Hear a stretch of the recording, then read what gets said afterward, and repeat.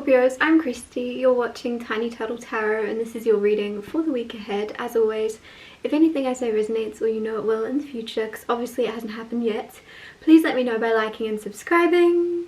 Also, just to let you know, I don't have WhatsApp or Facebook, and I'll never reach out to you personally asking you for money for a reading. That is not me, it is scammers, and there's nothing I can do. They just keep popping up. Every time I block and report, they just make a new one. So please ignore them, please block them and report them if you feel called to. And just let it go. Let it go, it's not me. Moving on with your reading. Let's go with your reading. My words. That was really weird. That was like a glitch. That was so strange. Let's get on with your reading, Scorpio. What's happening this week? What is happening? What's going on for Scorpio?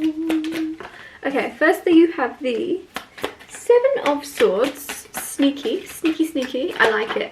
It's strategy also. Nine of Wands, Knight of Cups, and the Four of Pentacles. So there's something about strategy of not telling everybody what you're up to, not explaining your moves, your next steps. You know what you're doing, and that's all that matters. If someone doesn't understand it, it's almost like you're not bothering to even stop to explain your actions, because you're like, even if I explain what I'm up to, you're still not going to get it. So what's the point? What's the point in me trying? You're never going to understand. Never going to understand. Just carry on with what you were doing. Nothing to see here. That's this energy. Nothing to see here. Carry on. You're up to something that other people are like. I'm getting this weird energy of like, you're in a busy street and you're doing something in this busy street, and obviously people are stopping to look. Like, you could be like a street artist or you're doing something anyways, but it's just that energy of you trying to get on with your work and people are all stopping and you're like, look, move along, it's not ready to be looked at. I don't know what it is. So there's something, maybe a project you're starting or something else like that, where it's very much in the energy of leave us to it. Also, with that energy of leave us to it, this could be about a relationship of people wanting to kind of put their opinion in, people questioning where you're at, and you're like, let's just let it cook for a second. Let's let it bake.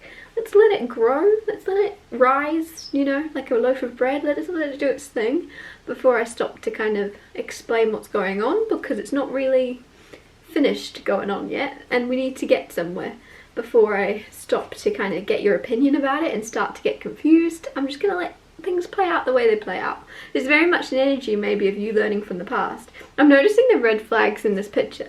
Like, you could look like a red flag to someone also. If you're dating, or if, I don't know what I was going to say, if you're courting, it's very much like people are viewing you as a red flag because you're not explaining yourself, because you're so busy. I don't know, it almost feels like you're really figuring other people out without, and it's a really nice way to be, of if you're getting to know someone, you're way more paying attention to whether or not you like them than to whether they like you. And that is the perfect way to be, right? Like, there's no point of dating someone and the whole time being concerned with what they think of you. What do they make of you? Do they like you? Are you good enough for them? Do they like you more than the other person? It's like you're actually going, do I like this person? Do I agree with the things they're saying? Do they actually stick to what they say they're going to do? Do they actually do it? Is this person as disciplined as me? Does this person have a good work ethic? Is this person actually funny, or is it me that's funny? Like, there's something where you're paying way more attention to other people than what they're paying attention to you, or paying attention to yourself. You know when you can be really self-conscious and like oh, I'll fix my hair, oh, do I look okay? Or if you're out on a date with someone, oh, do I have food around my mouth? Like, I don't know, there's something where you're really letting go of that and you're paying more attention to whether or not this person's has food around their mouth. You're paying more attention to whether or not you like their hair. And I really, really like it. And I feel like it's a red flag from other people, because you're not really being overly accommodating, or you're not being overly entertaining, or you're not being overly pleasing. You're too busy figuring out if they're even worth your time. I really like it though, it's powerful. Those of you in relationships, this might just be how you're treating friends and new acquaintances and co-workers, is you're not putting on a display of, oh, I want to be liked. You're like really judging. It feels like cat energy of just like figuring people out, like that kind of energy of you're doing your thing. Also, like the strategic energy of a cat, right? You're wandering around doing your thing, eyeing people out, figuring people out, without actually revealing your cards, without actually kind of caring what you're perceived as. You're too busy. I just see you also kind of squinting at people like that, like I'm watching you. I don't know what this is about. It's so interesting. But you also have the Nine of Wands next to this, and Nine of Wands is protection, of like wanting to protect yourself and stay where it's safe. So there's something about safety. There is a need for you. I'm watching you, Wazowski, always watching. And so there's very much this feeling of you watching out of protection, and that might be that red flag of Knight of Cups also. There's a lot of romantic energy around you of someone wanting to get to know you, but the red flag here is you're very closed off, or you're so like on guard of how someone else is or who they are at their core, because you're like, well, we all put on acts, we all pretend to be better than we really are to begin with when we're getting to know someone. We're not going to be like, this is all my bad traits and this is all my other bad traits and this is everything bad I've ever done. Nobody's going to do that when you're getting to know someone. They're very much going to tell you all the good stuff, and so you're very aware of that and you're very on guard. Anyways, you seem quite secretive because of the fact that you're not opening your cards up. You're too busy wanting to read someone else's cards. Knight of Cups though, there is someone coming towards you, very romantic, very loving, a lot of energy of wanting to love you. Weird. This must be a partner or something like that. Somebody has a lot of love for you, maybe prematurely also. You might be like, you don't even know me. Nine of Wands, you don't even know me. I've been hiding from you the whole time. You don't really know anything about me. I've been too busy trying to figure you out. So what is it you love about me exactly? Because I haven't actually shown anything about me. Four of Pentacles though, stubborn, protective. Somebody is kind of stuck on you. Someone has their eye on you. Someone's very much stuck on you. Again, those of you in relationships, this is obviously going to resonate because you're already with this person, but it just almost feels as if you're still closed off to them. They still don't know the full truth of you. They don't know exactly who you are. So if you are in a long-term relationship, I was going to say if you are in a relationship, it's not long-term because they still don't know you, but it could be a long-term relationship, but you just you're not yourself. That's very interesting. Like you are, but they just don't know you very well. Or they've never got the chance to really know the depths of you or something. Because Scorpios are very, very deep. Clarify the Seven of Swords. For Scorpio, you have Five of Cups. Disappointment. I feel like there's something about you not explaining your reasons for doing something. Someone thinks you're up to no good, or someone is questioning what your motives are.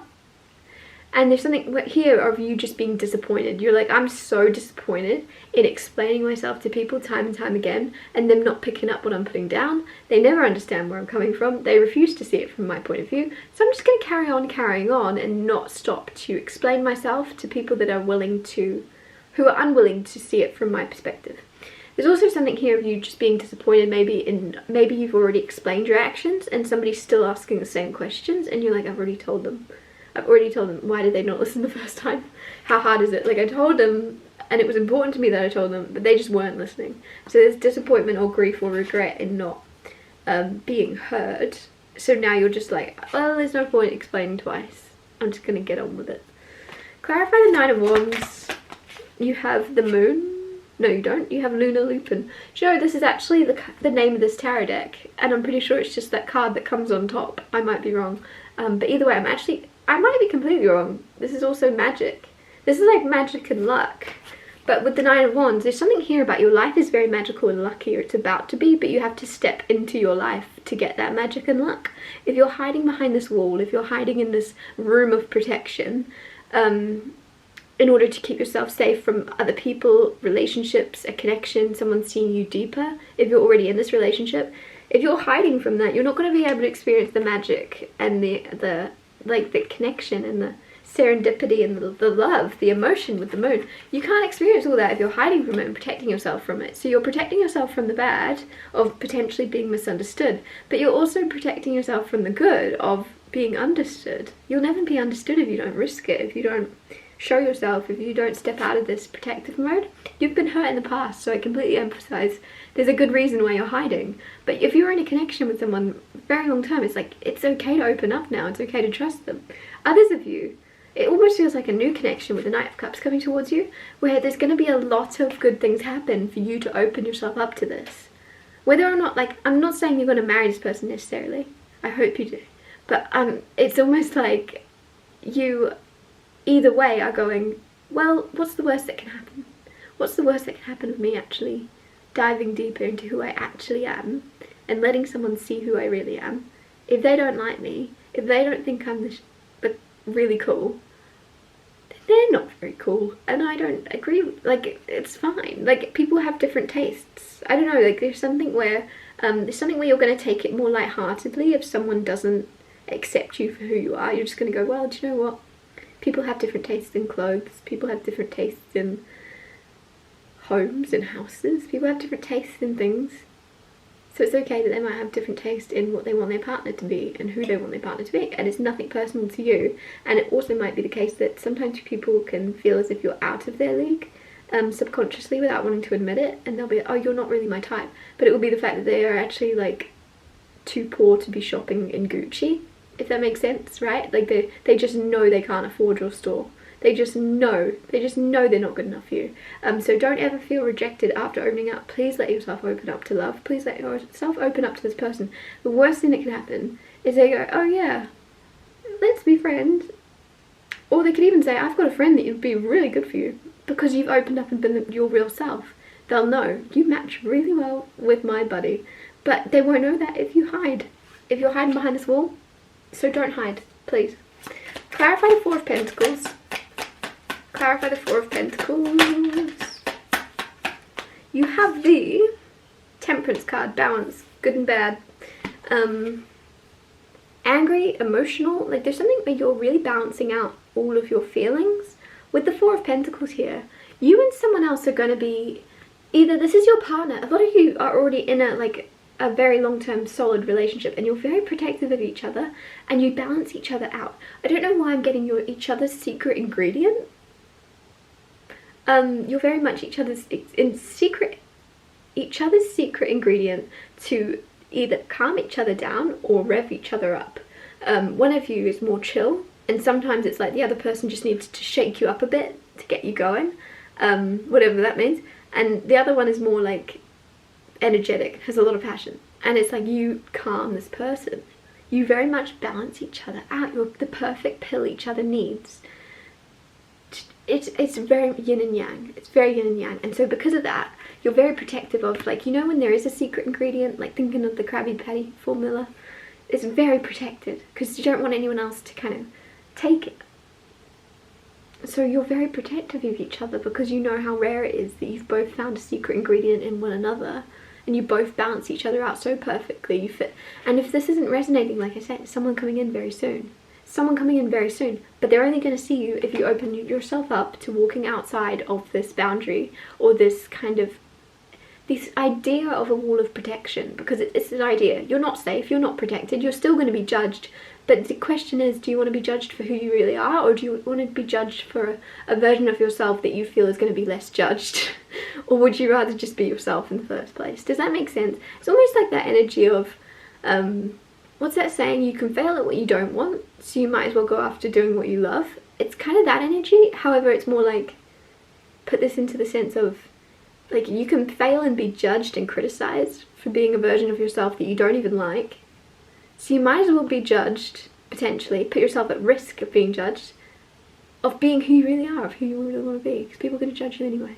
Like, you might as well just, you know, you can fail, you can be, I don't know, some of you it's almost as if you're too hard on yourself and you're too scrutinizing, and it's like the second you stop scrutinizing yourself, chill out, be kinder to yourself, things are going to chill out for you as well, and someone else is going to come in and balance you out. And I don't know, some of you, I just feel like there's a lot more passion and excitement coming in, because I'm feeling so calm and chill right now. I feel like your life's been like this. I've just been like ready for a nap, and somebody's going to come in and there's going to be a lot of excitement coming in, and you're going to be the calm in their excitement. Take it as it resonates. It could be that way around. I'm going to wrap this reading up here. Thank you so much for watching. If anything I said resonated, or you know it will in the future, please let me know by liking and subscribing, and I'll see you next Tuesday for Time Told Hair Tuesdays.